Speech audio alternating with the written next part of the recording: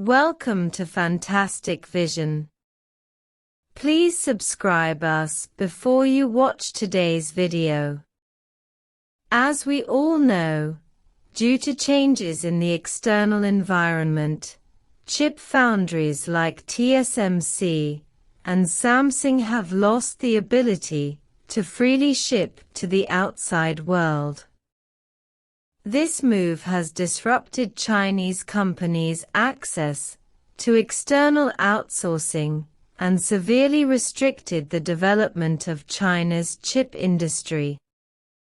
Amid this situation, the United States has implemented a series of new regulations targeting AI chips, restricting chip exports to China from American companies like Nvidia and AMD.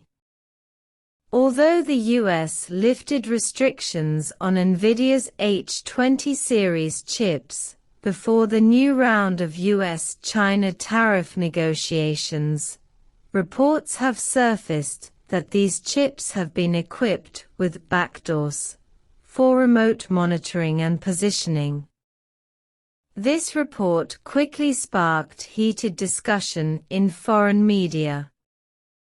Faced with US chip controls, China still has Huawei chips as an alternative, while Europe, Japan, and South Korea have no other options. The series of controversies surrounding this topic has sparked a discussion in Europe about chip autonomy. According to Bloomberg, Nvidia's plan to re-enter the Chinese market with its H20 chip has encountered obstacles due to allegations of security vulnerability and backdoor risks, and Chinese regulators have demanded detailed security certification. This incident has not only sparked speculation about the security of Nvidia chips, but has also cast doubt on the safety of American chip products for many companies that should have purchased large quantities of AI chips from American companies. First, according to previous US media reports, a US congressman has called for a backdoor to be installed in Nvidia's exported chips to locate the chips and prevent them from falling into the hands of competitors. Secondly, the congressman also proposed that the backdoor in the chips should include a remote shutdown function to prevent misuse.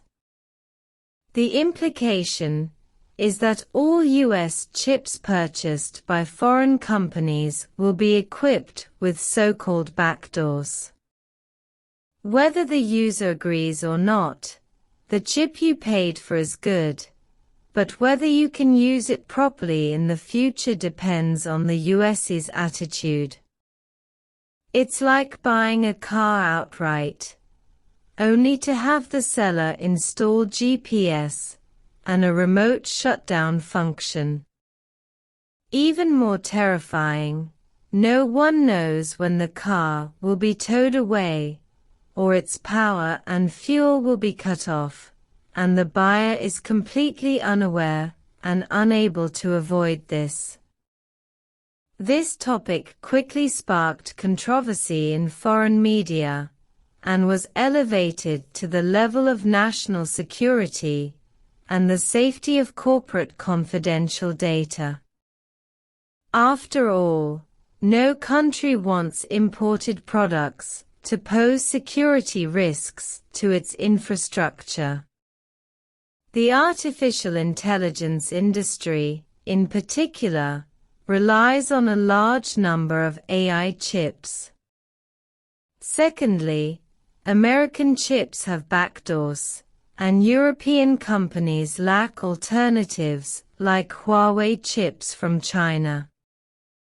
This has sparked anxiety in Europe regarding its own domestic chip industry. Some companies, perhaps driven by security concerns, may want to remove the backdoor features of American chips. This would boost the development of Europe's domestic chip industry and reduce its dependence on foreign products. But currently, countries like Europe, Japan, and South Korea have no viable alternatives. The next time the US cuts off chip supplies to certain companies or countries under the pretext of national security, these countries, without viable alternatives, will be forced to accept an asymmetrical agreement with the US, potentially even losing their technological autonomy. This is a key reason why this topic has sparked heated discussion online.